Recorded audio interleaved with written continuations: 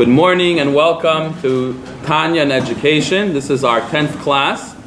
This morning we're going to explore the 6th chapter of the Tanya. Welcome back everybody. Get settled, enjoy your breakfast. And as we start this class, I would like to begin with a parable. This parable is a famous parable. It's found in the Holy Zohar, I believe. And the parable goes like this. Once upon a time, there was a king. And the king had a son, an only son, his prince, the apple of his eye, that he wanted to see succeed on the throne after he passed on. But the king was concerned that his son was not of the right character. And he wanted to give him a test to make sure that his character was sufficient, was good and moral and upright, so he deserved to be the monarch, to be the king of this land. So what did the king do? The king pulled a trick, a test on his son. He went out and hired a harlot. And he told the harlot that your job is to try and trick my son into sinning. And if he succeeds in passing this test, he will be fit to be the ruler of our land. What good is this parable? This parable describes God's intention of having created evil and the evil inclination. Because, very simply, just as in the parable, the harlot herself is not interested in this case of being successful. She's only in the employ of the king. She's trying her best, but really the whole intention is serving the king to test the morality of the prince. And nobody here really wants, the harlot has no power besides for the king. The whole thing is just a test. And even she in her deep down heart, in the recesses of her heart, hopes that he will pass. Of course, she has to do her best to tempt him and make sure that it's a valid test. And this explains, as we enter chapter 6 of Tanya, why we're now going to deal with what we call the animal soul. The past few weeks we've been discussing the godly soul. That every Jew has a neshama, a soul that's a part of God above, actually. And the soul consists of 3 layers. The inner layer, the essence of the soul, if you will, which the word essence, a functional translation, would be a thing in relation to itself. What does it itself want that it doesn't have to communicate with anybody else? The second layer being powers, abilities of the soul, which we discussed is seichel, is intellect, and midot, and character traits, emotions. And the third layer was garments, thought, speech, and action when engaged in the 613 commandments. So, in order to play it fair, if God wants a fair fight, so to speak, God wants to give us a test. And the test is not for the sake of just having a test. The test is, as the parable, that the reward is very great. We are going to deserve to be called God's treasured nation, to be the prince, so to speak, to become the king, so to speak. We are going to deserve our reward by the sweat of our own brow, not by a free gift of God, not by inheritance. We're going to labor for it. It needs to be a fair test. Nobody could say the Jewish people didn't have a fair test. And therefore, God created an equal and opposite soul with the exact same powers that the godly soul has. The exact same abilities. Everything is in reverse. But we're going to see today, in today's class, there are differences. There are important differences. Because one is a godly soul and one is an animal soul. And first, to understand this, we need to understand what is the essence Let's go through level by level. What is level 1? What is the essence of the animal soul? Well, we know what the essence of the godly soul is. We described it in chapter 2. A desire to be attached with God, to be one with God, desire to do any activity that promotes God in my life, a connection with God. Even as later on will be described in Tanya, a Jew is willing to give up his life with self-sacrifice, not to be separated from his Jewishness, from his connection with God. That's what the godly soul wants. What's the animal soul after? So here's very interesting. The godly soul, in a way, is free because it connects with God, and God is not limited. So the godly soul can be anything that God wants it to be. It doesn't have any limitations of a body. However, the animal soul has what's called teva, nature. The word teva, we find in our sages, is related to the word matbe'ah. Matbe'ah means a coin, or a press, a stamp that you mint a coin in. When you mint a coin, you take a piece of metal and you impress on it a certain image that forever is impressed on that coin. You can't change the coin. We use the same word to discuss the nature of a human being. God gives each human being a fixed nature, a teva. He mints us. We're minted by God. That means that within a certain range, people are sort of trapped by a nature that God gave us. One person finds that he is predisposed to being generous. One person finds that he's predisposed to being stingy. One person finds himself to be more organized. One person struggles with that. We're not speaking about habits that you can learn. Habits that you can learn and influences that you get from your home, from your school, from the people, from the group around you. That is something learned, and that can be unlearned.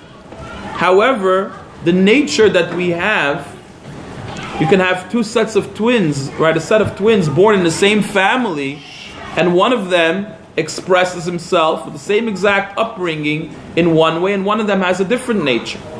This is something that is God-given, we believe. And that is the essence of the animal soul, his nature. Now, how do we find evidence of that? How is that expressed? What an essence means is a desire that I have that's only for me. I can't communicate it with you. This is who I am.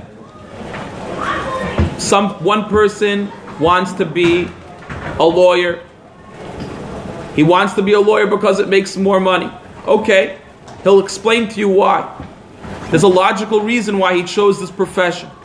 But there are certain wants in your life that if somebody were to ask you, if you were honest about it, you're only rationalizing why you want it. Certain things you want because that's you. This is you expressing your personality. You're expressing who you are by that want. Maybe we can say a favorite color. Maybe we can say a favorite activity, pastime, a hobby, or a calling, a career that's not involved with money. Something pushes you in your life to express yourself, to gravitate towards a certain way of life. This is from that etzem, that essence, that nature.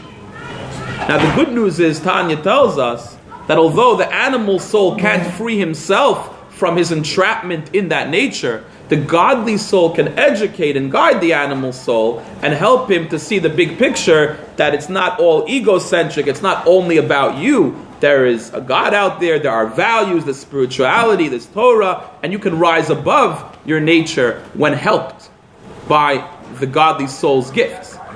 But for this week, we're going to focus just on the animal soul and what is his limitations and his habits. So that's level 1. Okay? Level 2 would be the abilities, the powers, the kochot of the animal soul. Now here, we find in Tanya, the Alter Rebbe doesn't say this explicitly, but he switches his language.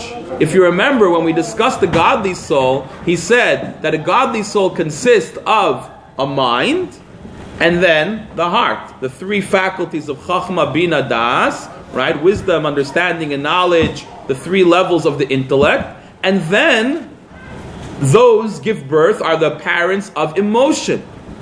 Well, guess what? When the Alter Rebbe discusses, when the author of the Tanya discusses the animal soul, first he says that there are actually emotions, 7 emotions, 7 levels. He calls them 7 crowns of impurity. And then there is the intellect which gives birth to those emotions. Why does he switch?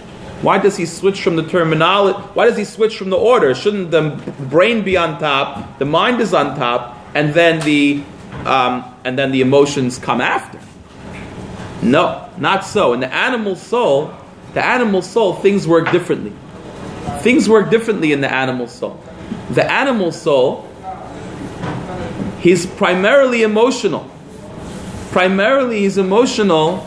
He gravitates to things that make him emotionally happy, that feed his needs, his own personal needs.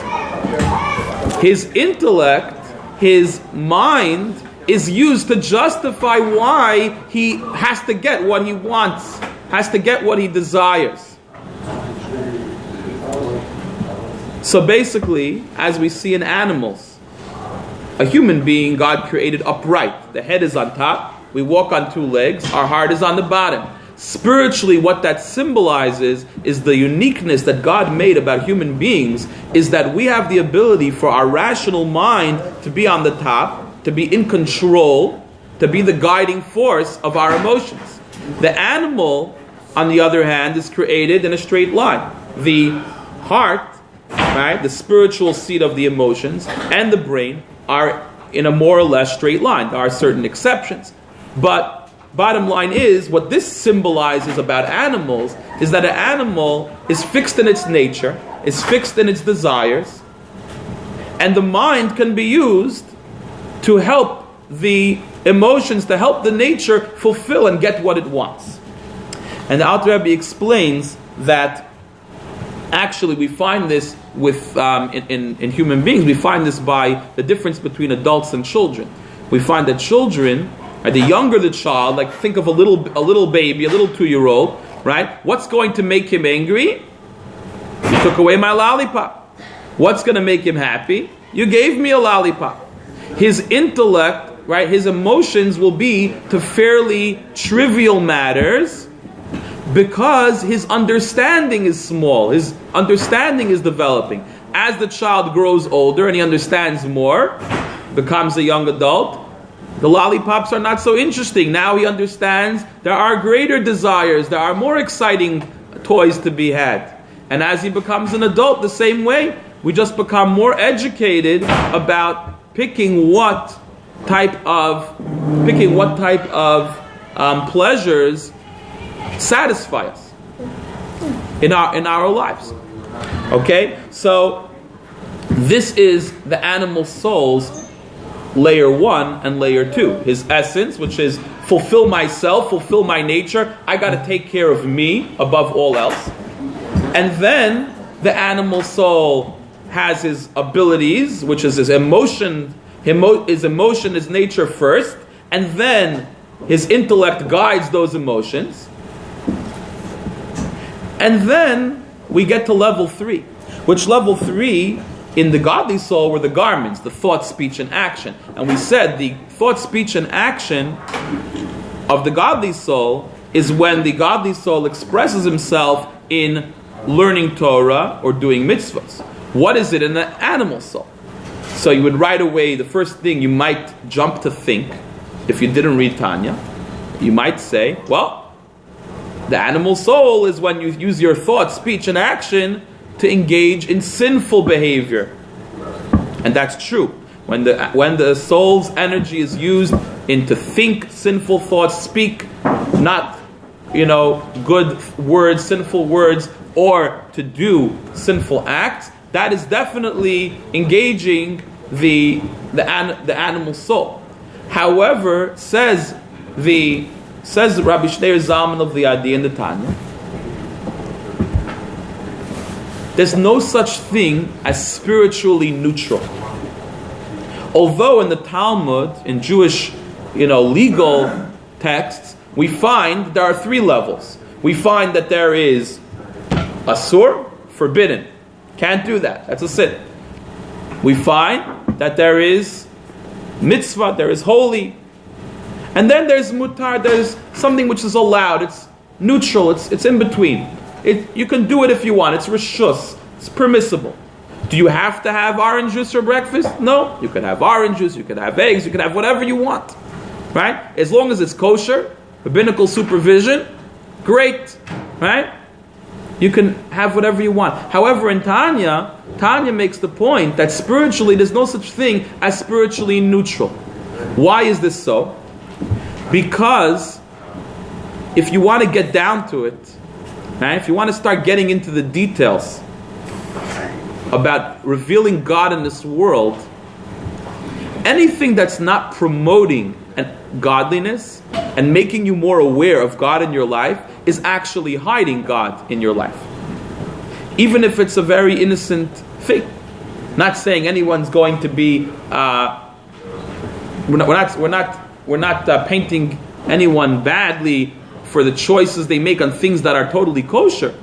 However, if you think about it, if my choices about things that I'm allowed to do are not based on what will bring me closer to my mission as a Jew, my connection to God, they may be possibly hindering my spiritual development, hiding godliness in my life. In fact, it's famous. Our sages say it's possible to be a naval, a base and lowly person, bireshut haTorah, with the permission of the Torah. What does that mean? As long as I don't do anything not kosher, I can do whatever I want. Well, we got to rethink that in terms of our spiritual development. In terms of what's legal and not legal, we're correct. In terms of spiritual development, if it's not promoting God's awareness, it is actually hiding God's awareness. And this is called the concept of klipa. Okay? It's also called sitra achra, the other side. There's holiness, and if you ain't on our side, you're on the sitra achra. You're on the other side. Okay? The non-holy side. And that is anything that I do that it's not engaged in spirituality. Now, what if I check my email? What if I eat breakfast? Is that bad? Well, if I have in mind, let me check my email now, because I want to get my work done so that I can attend the Torah class later on, and I got my work out of the way. So then the mundane act of checking your email or doing your work at the office becomes, now I've elevated it. I've elevated it to holiness, to serve godliness. I made my breakfast choice based on, what's going to keep me healthier, that I'll live longer to do more mitzvahs. If I do that, then even eating breakfast is serving God. I had a friend in yeshiva, maybe he'll watch us one day, I'll mention his name, Rabbi Bialo, or Bido Bialo. He's a really sweet Jew. He's a shliach now, I think he's in Colorado. One day he taught me a lesson. I came to the dormitory after the Seder, after learning. I see his, I forgot what he was doing. Either was pumping weights or doing chin-ups. And I said to him, "What are you doing?" He's like, "I'm serving God." He said, What? It's like, and then I'm gonna go to sleep and serve God. So, what do you mean you're gonna go to sleep and serve God? He says, "Yeah." He says, if you go to sleep on time, so you can get up in the morning, rested, then even while you're sleeping, you're serving God. If you knock yourself out and do every foolishness, if you fall asleep, like the joke, the guy with the remote, clicking, like the last brain cell is in the remote, trying to find some entertainment, you use up all your energy until you conk out, and you wake up not rested. So then your sleep is just serving yourself. I am tired now. Very interesting way to look at it, right? So This concept is also known as klipa. Klipa means a shell.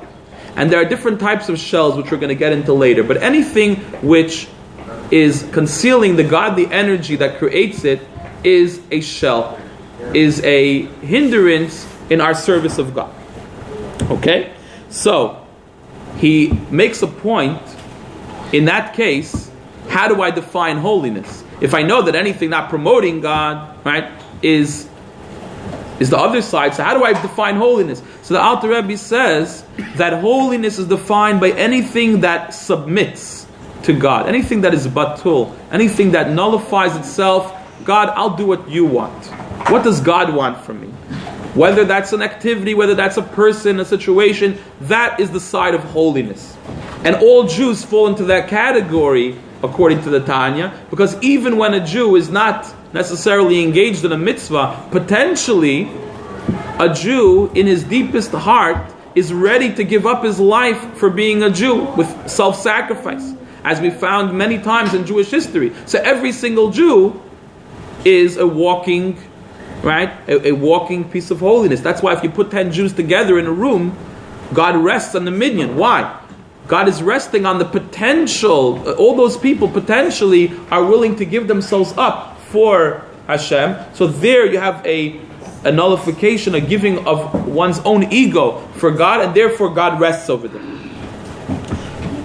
So the question now needs to be asked. If that is so, why did God do that? Why did God create that? That you can have forces that are blocking awareness of God. And we addressed that with the parable of the king and the harlot. It's for our benefit. We should be rewarded, and that there should be a balance between good and evil so we can make the right choices. If there was a predominance of good in the world, that wouldn't be possible. There wouldn't be free choice. We wouldn't have free choice. It would be only doing good and not evil. Okay? And the Alter Rebbe then goes into the mechanism. How does God sustain the forces of evil if He is the only life energy of the world? How does evil get any energy if it's not from God? So he explains a very interesting thing. He gives a human analogy. How do you give something, a gift, to someone you don't like? Why would you do that? Let's say there were compelling reasons for you to do so. Let's say you were forced. You went to court with him and you had to pay him, right?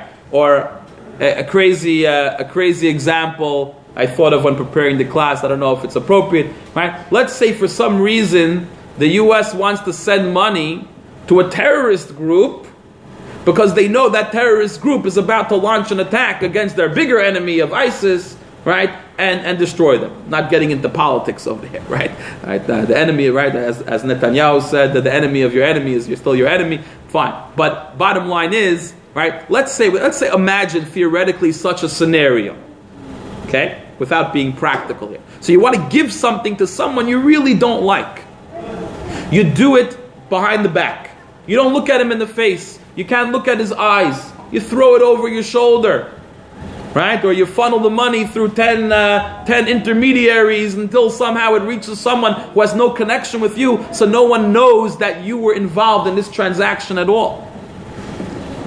And once we understand that analogy, in a way this is what God does when He gives life to the forces of impurity that He created. Nothing can exist without God. But He has hidden Himself. He's contracted His light, His revelation. He's hidden Himself in such a way that it's not possible to see Him in the world. And He gives the vitality to the creations in a way that they're not aware of they're not aware of who they're getting their life from.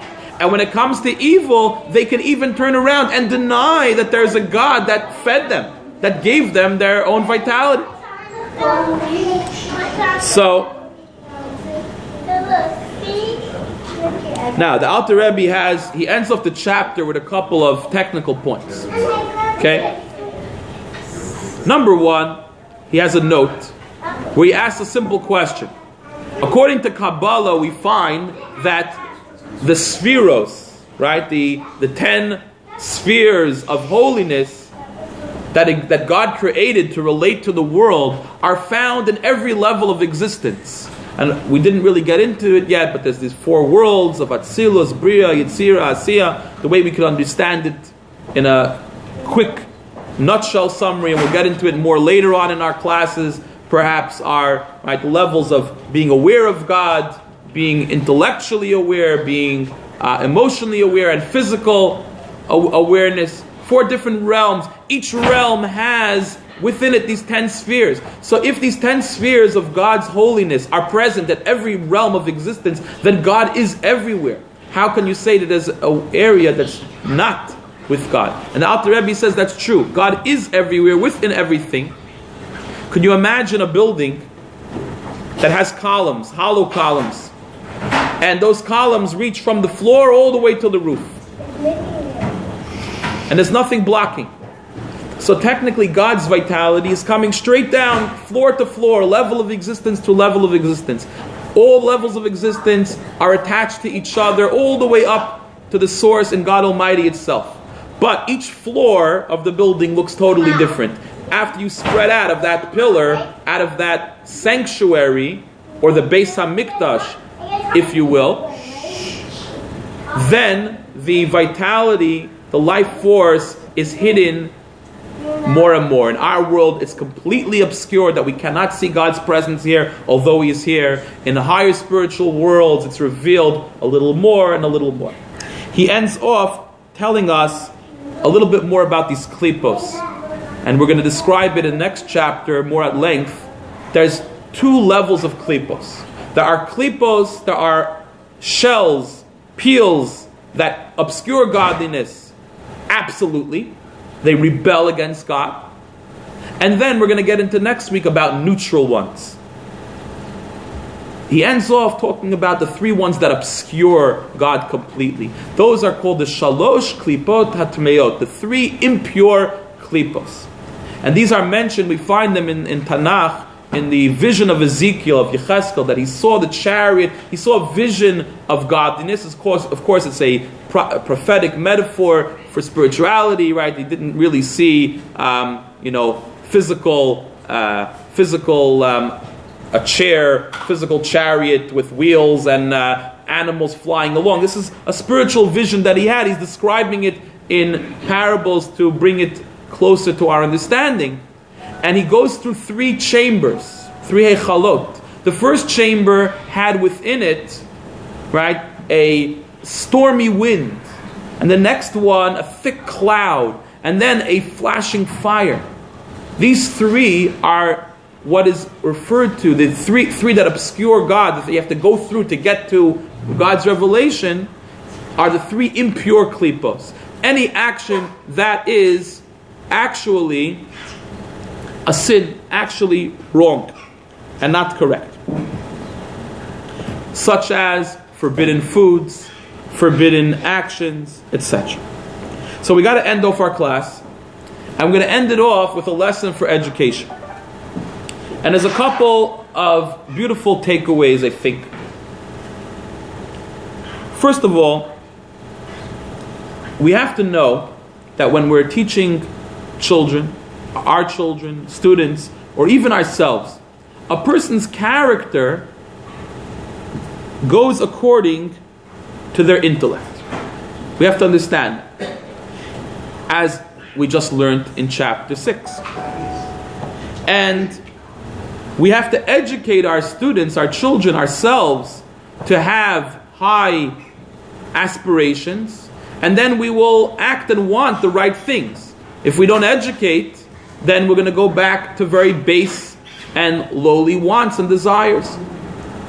Selfish, egoistic, self-serving desires. The more we educate, the greater our potential. That's definitely a theme that seems to come through here. On another level, though, we have to be careful to understand it's not enough to educate the animal soul that, all right, I tell you this is right, I tell you this is truth, I tell you this is good, therefore, why aren't you doing it? Parents do this all the time. You go over to your child, why did you do this? You knew it was wrong. Well, do we hold ourselves to the same standards Right? Do we not do anything that we know is wrong? Sometimes we do things we know is wrong. So how could that be? Well, we got some insight into that in this chapter. The insight is that the animal soul has his character, his desires, his 7 emotions are first, and they're being instructed and guided by the intellect. So I may do something wrong because that's what I want. And I'm not going to let my intellect get in the way of that. I'm going to ignore the right and wrong now because this is what I want. It's a very interesting concept we don't always want to admit. And we find that in human beings, behavior which is completely wrong can be rationalized if that's what you want. If you want it, you can rationalize it. And so what could be a takeaway for education from that? So I suggest the interesting idea that perhaps we need to focus on appealing. Of course, we have to educate the mind, but we have to also keep in mind that we have to make Judaism appealing to the animal soul as well. We have to give them reason to want, to enjoy being a Yid, to enjoy learning Torah and doing mitzvahs. And then, even the animal soul's logic will not get in the way. We find that all the time. Like our Tanya share is served around breakfast, right? We have a good breakfast, we'll come and study Tanya. There's actually a story, I think it's with the Tzemach Tzedek, the third Lubavitcher Rebbe, the grandson of the author of the Tanya, that he had a follower. He used to keep tabs on what his followers were doing. And one of his followers was somebody who was giving a Tanya, not a Tanya class, a Chassidus class in his town. And the custom was that they would gather everyone together. I think it was Friday night. Everyone would come to the synagogue, and they would serve a big samovar full of panis. Panis was like alcoholic tea, if I understand correctly. This is what the Russian Jews like to drink, Give me an alcoholic tea. Okay? So they're sitting there sipping their panis with the schnapps inside, and they're learning Chassidus. So this follower of the Tzemach Tzedek comes to his rabbi for checking in, his yearly checkup. He's telling him all of his activities. He says, Rebbe, we have a shir in Chassidus in the synagogue and we serve panis. Tzemach Tzedek says to him, what does Chassidus have to do with panis? And so he took that as a hint to next week to leave out the samovar. Okay, you could understand that attendance started dwindling straight after. The next year he comes back to the rabbi, and the rabbi says, "No, how are things going?" And he says to the rabbi, honestly, the class in Chassidus is not very well attended anymore. So Tzemach Tzedek said, well, let them drink panis. Right, so the moral of the story is, if you appeal to the animal soul, you will have more success in that way. And we have to keep in mind also, as we said, one more point before we go. We have to also understand, the Alter Rebbe did mention that the animal soul has its nature. When we want to educate a person, we have to keep in mind what's their nature. The previous Lubavitcher Rebbe wrote a book called Principles of Education and Guidance. One of the things he mentions, a teacher needs to get to know his student, get to know where he comes from, get to know his home life, to be able to figure and know his character, to be able to figure out what guidance this student needs. You can't guide each one the same way. I was speaking to someone, we'll end off this class with a dedication to the memory of my aunt that passed away on Friday. She's going to have her funeral tomorrow. My uncle Michael Fine's wife, her name was Esther Rachel Bas Benyamin Leib. And so in the process of, so I was speaking to them, they're not yet from Bezrat Hashem, they should, live and be well and do many more mitzvahs. But I wasn't sure how to broach the subject of the Jewish burial traditions. Thank God that they're great Jews and they went for that. So before I called them up, I called up a rabbi from the Chevra Kadisha, Rabbi Zon, and I asked him, how do you explain this? And he was telling me how how to explain it. And looking back afterwards, I realized that he has a lot of experience.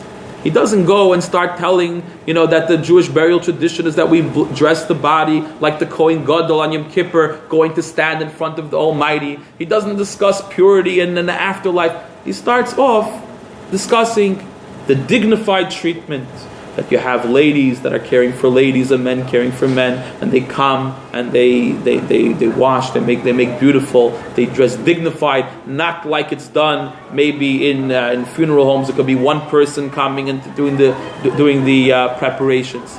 And it occurred to me that this is it. You have to know how to talk to people, adults and children, according to what makes them tick, according to what makes them work. And with that, we're going to end off our class for today. Have a great week. Them drink pots. Alright, so the moral of the story is, if you appeal to the animal soul, you will have more success in that way. And we have to keep in mind also, as we said, one more point before we go. We have to also understand, the Alter Rebbe did mention that the animal soul has its nature. When we want to educate a person, we have to keep in mind what's their nature. The previous Lubavitcher Rebbe wrote a book called Principles of Education and Guidance. One of the things he mentions, a teacher needs to get to know his student, get to know where he comes from, get to know his home life, to be able to figure and know his character, to be able to figure out what guidance this student needs. You can't guide each one the same way. I was speaking to someone, we'll end off this class with a dedication to the memory of my aunt that passed away on Friday. She's going to have her funeral tomorrow.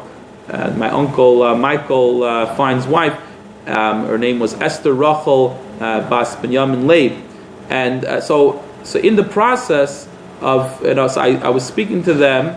They're not yet from Bezrat Hashem. They should live and be well and do many more mitzvahs. But I wasn't sure how to broach the subject of the Jewish burial traditions. Thank God that they're great Jews and they went for that. So before I called them up, I called up a rabbi from the Chevra Kadisha, Rabbi Zon, and I asked him, how do you explain this? And he was telling me how to explain it. And looking back afterwards, I realized that he has a lot of experience. He doesn't go and start telling, that the Jewish burial tradition is that we dress the body like the Kohen Gadol on Yom Kippur, going to stand in front of the Almighty. He doesn't discuss purity and then the afterlife. He starts off discussing the dignified treatment that you have ladies that are caring for ladies and men caring for men, and they come and they wash, they make beautiful, they dress dignified, not like it's done maybe in funeral homes. It could be one person coming and doing the preparations. And it occurred to me that this is it. You have to know how to talk to people, adults and children, according to what makes them tick, according to what makes them work. And with that, we're going to end off our class for today. Have a great week.